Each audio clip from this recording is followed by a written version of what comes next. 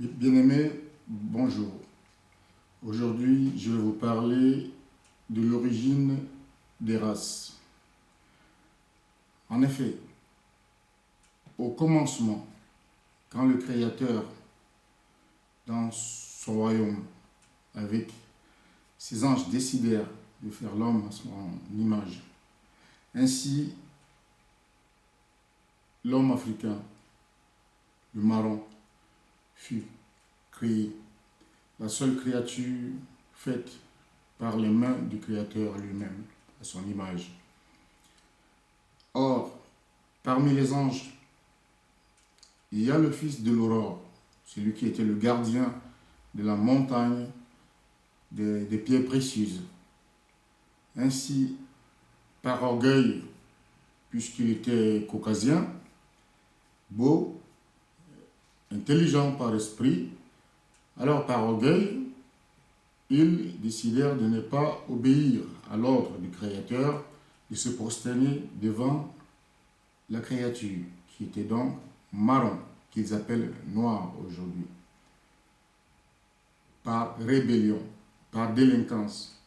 Ainsi, ils refusent d'obéir à l'Éternel parce qu'ils se croyaient supérieurs à cette créature.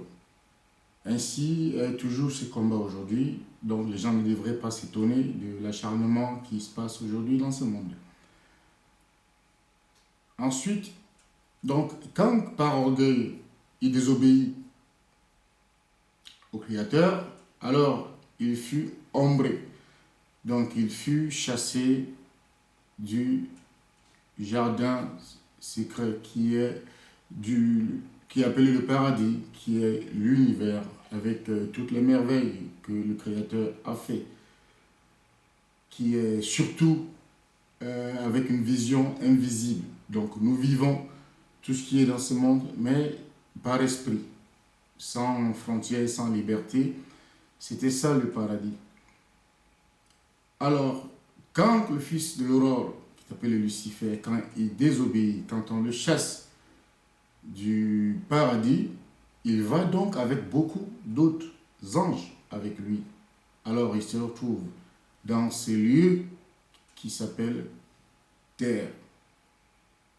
Il arrive le premier, il est le premier à être sur terre. Alors, par son libertinage, puisqu'il est libre, mais pour lui c'est le libertinage, il possède les animaux, les arbres et tout ce qui a été créé. Mais il n'y a pas de pleurs, il n'y a pas de douleur. Alors il s'ennuie. Il est dans son libertinage. Sa vie de libertinage. Ainsi il s'ennuie et retourne voir celui qui était à l'origine de sa chute. Alors il parvient à soustraire la part de Dieu complète en celui-là et introduit dans celui-là sa part, qui a donc amené l'homme à désobéir aussi. La connaissance du Créateur, de ce mal, de ce péché, de cette faute, il fut ainsi envoyé où l'autre est parti déjà, puisque c'est lui que tu suis, alors tu le suivras où il est. Ainsi, l'homme se retrouve physiquement sur terre et par l'ordre, par la bénédiction de l'Éternel qui devrait se multiplier, ils font 2 enfants. Le livre dit Cain et Abel. Alors la première des choses que Cain pouvait faire, c'était de tuer son frère Abel. À la mort du frère Abel, la famille fut en colère et on chassa Cain. Donc Cain fut le premier aventurier, le premier celui qui a quitté sa famille pour l'espace, pour l'horizon.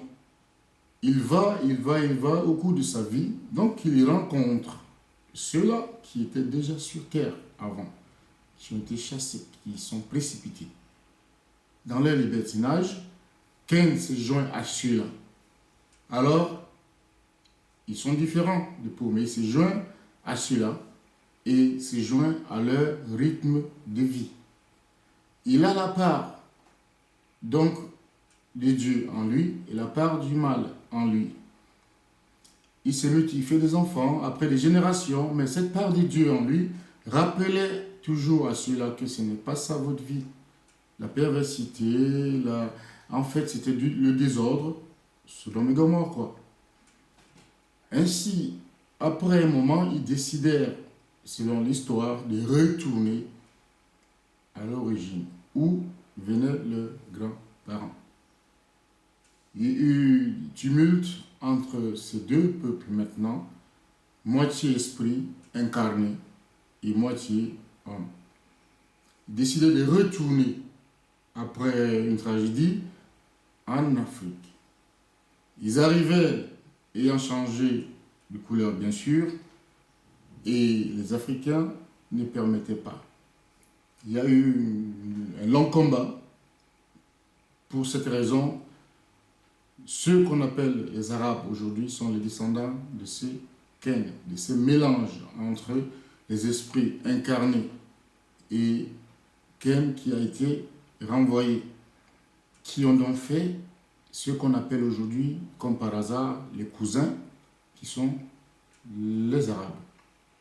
Ce sont nos cousins, de la part de Ken, mais aussi de la moitié de la population des déchus, les Caucasiens. Mais aujourd'hui, ce n'est plus une question de peau, ce n'est plus une question de couleur, parce que beaucoup de Caucasiens ont été perdus, ils ne font plus partie de la racine. Ils ont cru, et beaucoup des Africains sont perdus, ils ont cru au mal. C'est question d'individualité aujourd'hui, ce n'est plus une question de couleur. Il y a le bien dans le Caucasien, il y a le mal. La racine du mal est là, mais comme une pieuvre, a implanté cette particule un peu partout. Dans des églises, dans des écoles, dans des stades de foot, un peu partout où il y a rassemblement. Ainsi, aujourd'hui, ce n'est pas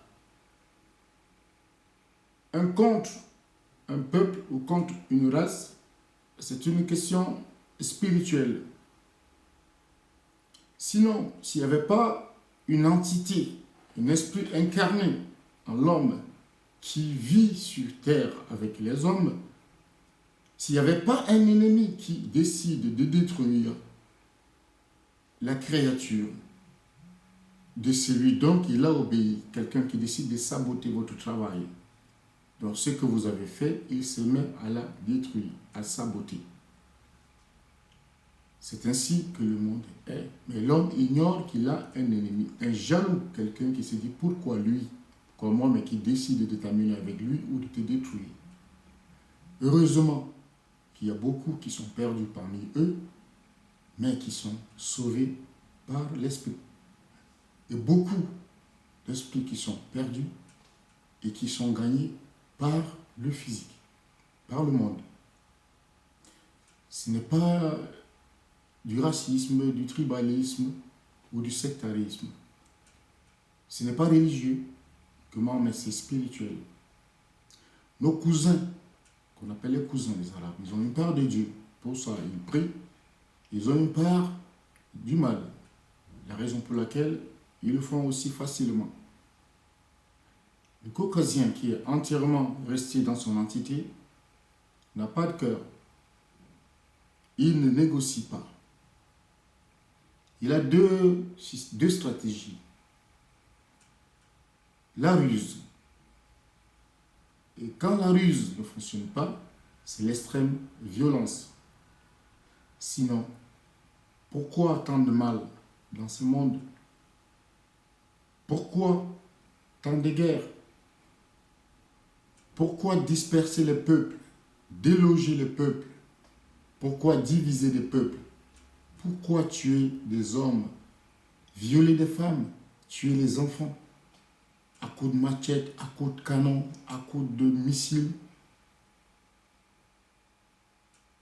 Est-ce possible pour quelqu'un qui n'est pas habité du mal, qui n'est pas foncièrement mal, de tuer quelqu'un pour du pétrole, de tuer quelqu'un même pour de l'argent?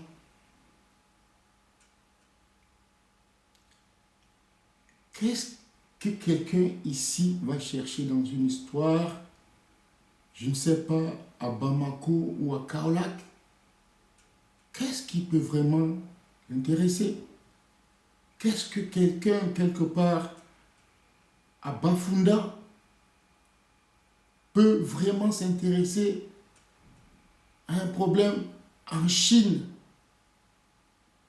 sans être simplement là pour donner des conseils pour la paix, mais aller contribuer à détruire? Haïti par-ci, Haïti par-là, Kaolack par-ci, c'est le Soudan, c'est la Syrie, c'est la Libye. Il faut toujours un problème. Peuple de Dieu, si vous êtes pour la paix, si vous êtes pour l'amour, et si vous êtes pour le bien-être de la nature, de l'œuvre du puissant artiste,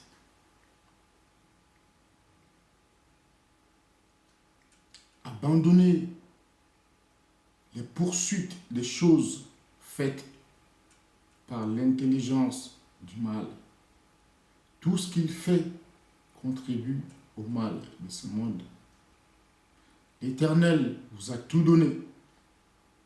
Le vital, ce qu'il faut pour vivre. Pour ça, on n'a pas besoin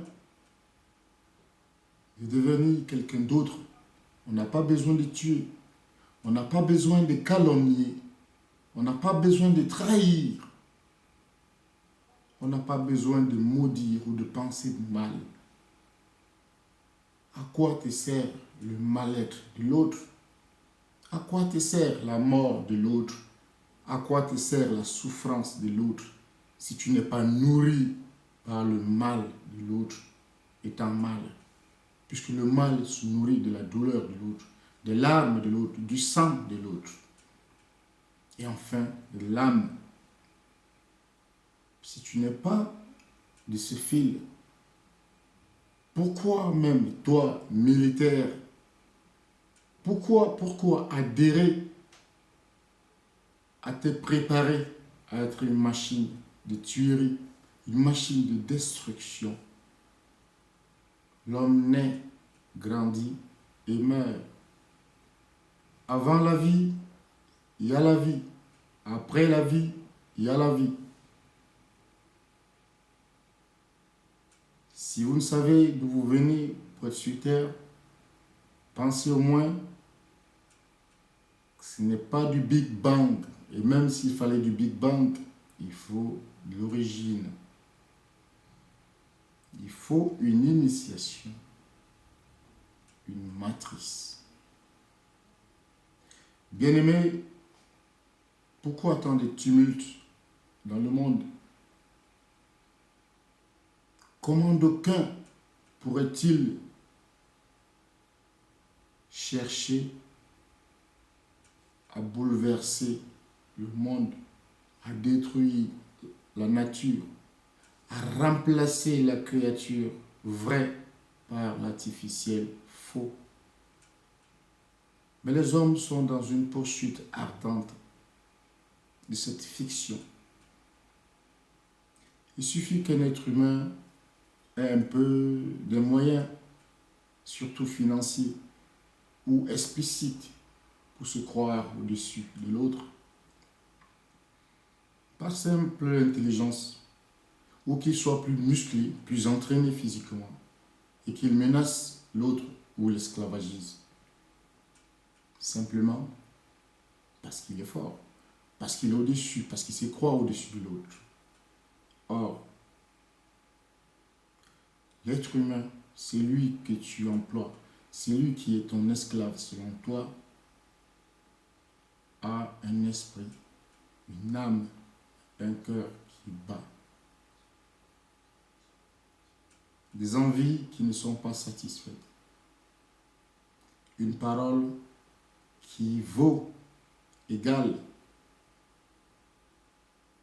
à la tienne et à qui que ce soit, une pensée qui est aussi puissante que la tienne et que celle de qui que ce soit. La pensée est créative et chacun est à l'image du Créateur. Donc, un Créateur, chaque pensée est une vie. Bien-aimé, évitez de penser du mal de l'autre. Évitez de méditer du mal de l'autre. Même si cette personne vous a fait de mal. Faites l'effort. Priez de pouvoir trouver la force de pardonner. De laisser tomber. De laisser aller. Projetez-vous dans le positif. Ne soyez pas mal parce que vous n'avez pas d'argent, parce que vous n'avez pas d'immeuble, parce que vous n'avez pas de voiture ou parce que vous n'êtes pas une star. Ce n'est pas ça votre vie. Votre vie et votre bien-être, celle de votre entourage et celle de la nature. Veillez sur vos pensées. Elles font votre vie. Veillez sur vos paroles. Elles témoignent de votre vie. Bien-aimé, Yoshua Masha, notre frère, est un exemple. Le livre dit à l'époque, quand un ange de Dieu visitait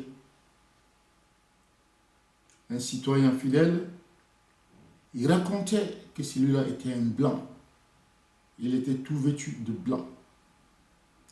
Il fallait être différent de couleur pour appeler l'autre autrement. Ça veut dire que ce sont les Noirs qui voyaient ces messagers. Les Noirs, ils les décrivaient.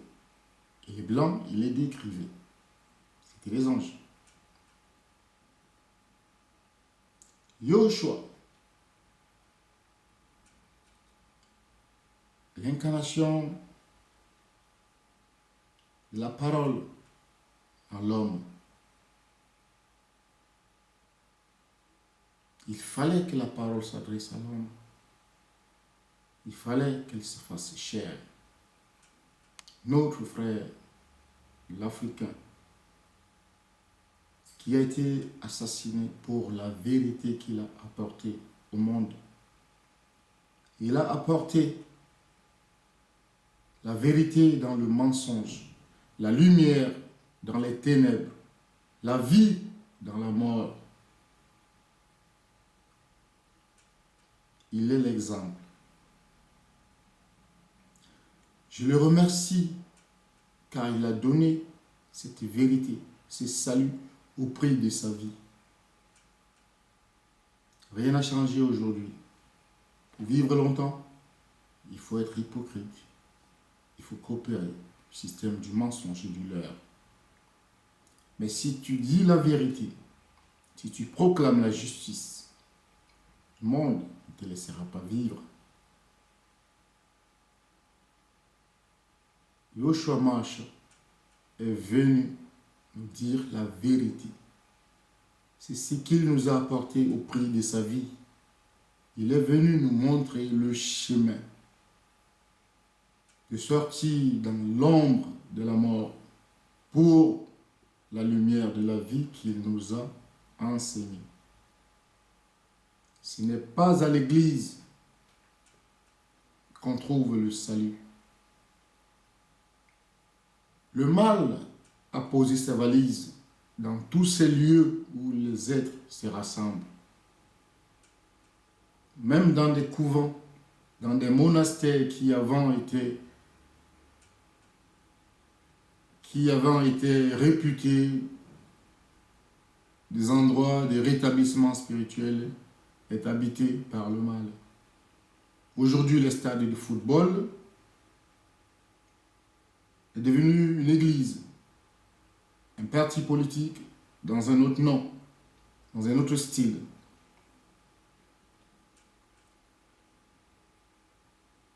Yoshua, notre frère, le serviteur fidèle de l'Éternel. Je te remercie, Seigneur, d'être le canal d'approche vers le Père dont je me suis si éloigné. Je prie l'Éternel d'être présent dans la vie de ces enfants, qu'il leur donne la force de résister aux tentations de ce monde, qu'il leur donne le courage, qu'il les fortifie, afin qu'ils restent zen, humbles. Remplis-leur toujours de ta grâce, ceux qui croient en toi, Seigneur, ceux qui croient que tu as fait le monde, ceux qui croient que tu as le monde en main et que c'est toi le maître. Tu es au-dessus de toute chose et de toute créature. Tu es au-dessus de tout esprit.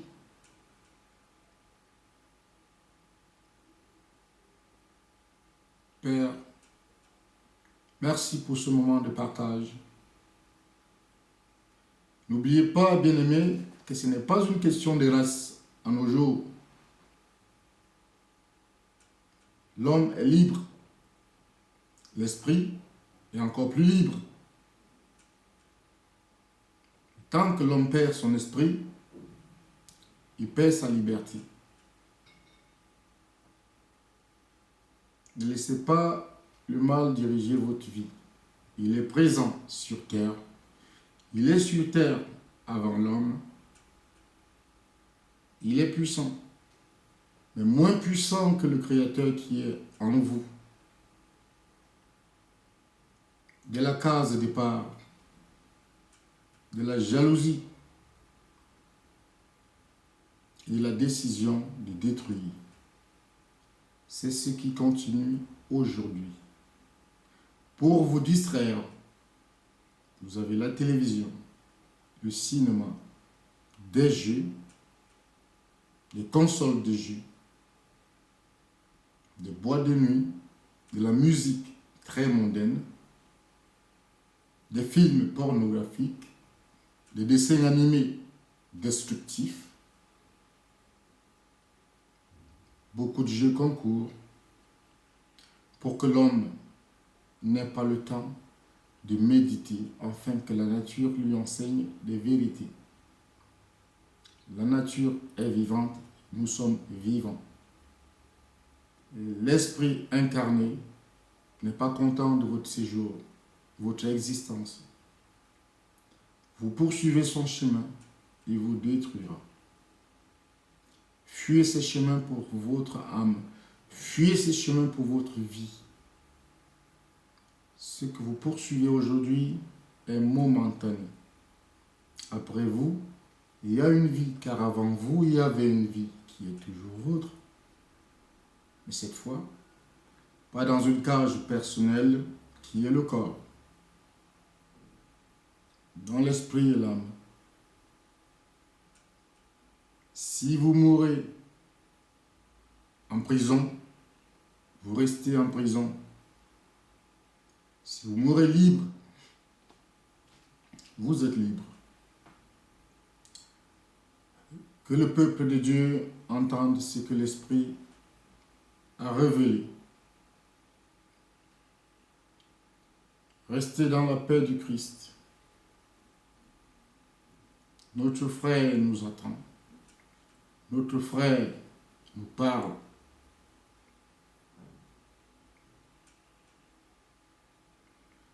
Que tous ceux qui ont eu la grâce auprès de l'Éternel soient bénis. Que nos aïeux trouvent grâce auprès du Très-Haut. Par Yoshua Mashiach, notre frère, le serviteur fidèle du Tout-Puissant. J'ai ainsi prié, et qu'ainsi soit-il. Soyez bénis, mes frères et sœurs, les princes et princesses du royaume des cieux. Soyez bénis.